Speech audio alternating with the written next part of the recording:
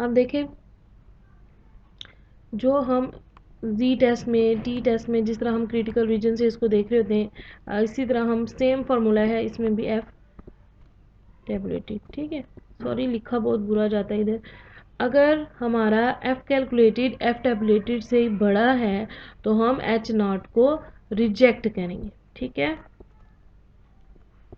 Reject.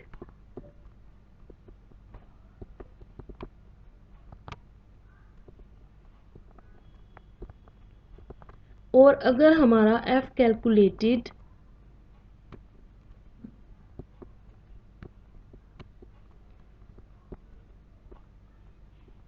F calculated अगर हमारा F test F tabulated से लेस है तो हम एच नॉट को एक्सेप्ट करेंगे, ठीक है।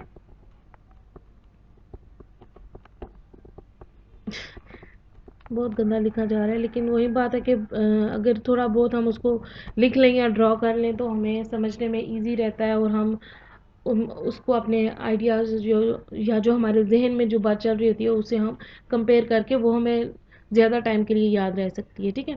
अब देखिए हमारे पास क्या है कि लेस है, ठीक है, तो वो क्या आंसर आएगा हमारे पास, एक्सेप्ट एच नॉट। अब एच नॉट हमारे पास क्या है, एक्सेप्ट हो रहा है, और हमारे पास स्टैटिस्टिकली सिग्निफिकेंट है, स्टैटिस्टिकली नॉट सिग्निफिकेंट है ये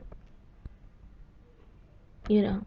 ये एक्सेप्ट कर रहे हैं हम एच नॉट को, the variance of the samples और इक्वल, मीन टू से कि जो हमारा दोनों जो सैंपल्स हैं उनके वेरिएंसेस इक्वल हैं, ठीक है। इसी तरह की एक और हम एग्जांपल ले लेते हैं, sheet work.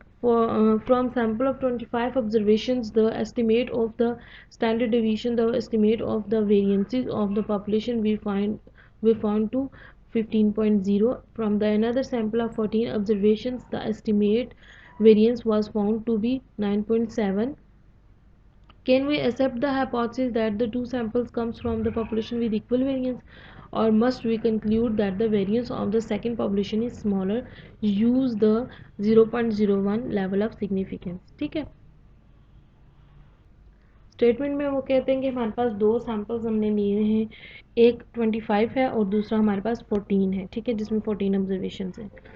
अब एक जो हमारे पास सैंपल 1 है उसका स्टैंडर्ड डेविएशन 15 है, और जो सैंपल 2 है उसका स्टैंडर्ड डेविएशन 9.7 है, और जो हमने सॉरी जो हमने यूज़ करना है लेवल ऑफ सिग्निफिकेंस वो होगा 0.01, इसको लेके चलेंगे।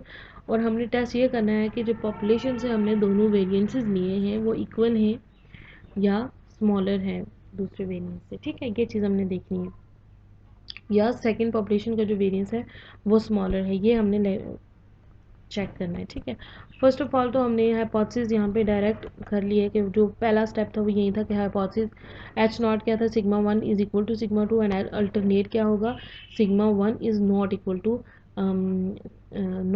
To sigma 2। और यहाँ पे जो दूसरी बात वो कह रहे हैं वो ये कह रहे हैं कि the variance of the second population is smaller, कि जो सेकंड पॉपुलेशन है वो हमारे पास स्मॉलर है, ठीक है, sigma 1 is greater than sigma 2, ये चीज़ आ गई। अल्फ़ा हमें उन्होंने गिवन दिया है कि लेवल ऑफ सिग्निफिकेंस हमने 0.01 या यूज़ करना है। टेबुलेटेड वैल्यू जैसे मैंने पिछली अभी बताया उस तरह हम इसको कैलकुलेट करेंगे। न्यू 1 हमारे पास 25-1, और न्यू 2 हमारे पास 14-1, 24 और 13 को लेके चलेंगे। हम एफ में इसकी वैल्यूज़ देखेंगे तो हमारे पास जो आंसर आएगा वो 3.59 आएगा, ठीक है। और एफ़ कैलकुलेटेड कैसे फाइंड होगा, एफ़ कैलकुलेटेड में हमारे पास गिवन है दोनों। फॉर एग्जांपल आपके पास सिंपल एक डाटा है इंडिविजुअल, ठीक है, एक्स की फॉर्म में कुछ 10-12 ऑब्जर्वेशंस हैं, दो सेट्स हैं हमारे पास। तो अगर हमें स्टैंडर्ड डेविएशन गिवन नहीं है और हमने उसका एफ टेस्ट निकालना है तो हमें पहले जो हम पिछले लेक्चर्स में स्टैंडर्ड डेविएशन और वेरिएंसेस पढ़ चुके हैं उसके तरीके से हमने उसका एस निकालना है। फिर उसके बाद हमने देखना है कि S1 अगर ग्रेटर है तो उसको ऊपर वाली वैल्यू नोमिनेटर में रखेंगे, और अगर S2 ग्रेटर है तो उसको हम नोमिनेटर में रखेंगे, और जो बचेगा जो ऑब्वियसली लेस वैल्यू होगी वो डिनोमिनेटर में आ जाएगी, ठीक है। उसको हम सिंप्लीफाई कर रहे हैं, इसको ये तो हमें गिवन थे, तो हमारे पास आ जाता है 15.46 और हमारे पास जो टेबुलेटेड वैल्यू है वो क्या है 3.59। ठीक है, कंक्लूजन क्या है, F calculated is less than F tabulated कि ये वैल्यू जो है ये एफ टेबुलेटेड से लेस है, तो इसका मतलब ये है कि हम एच नॉट को एक्सेप्ट कर रहे हैं कि हमारे पास जो दोनों वेरिएंसीज हैं जो एक पॉपुलेशन से आए हैं वो इक्वल हैं। ठीक है, हम एफ टेस्ट में चेक ही वेरिएंसीज करते हैं कि वो आया इक्वल हैं या नहीं इक्वल हैं, ग्रेटर हैं, लेस हैं। ठीक है, होपफुली इस एग्जांपल की आपको समझ आ गई होगी। नेक्स्ट देखते हैं, एक और एग्जांपल है हमारे पास, sample from two makers of ball bearing a collect. हमारे पास डाटा दिया गया है इन चीज़ में, हमारे पास एक है, इन वन हमारे पास 80 है, इन टू 120 है, S1 और S2 गिवन है और हमने इसके अकॉर्डिंगली करना है। जब हाइपोथेसिस हमारे पास क्या है, हमने एज्यूम क्या करना है, assume that the diameter of the bearing from both companies or normally distributed, test the claim that there is no difference in the variances of the diameters between the two companies।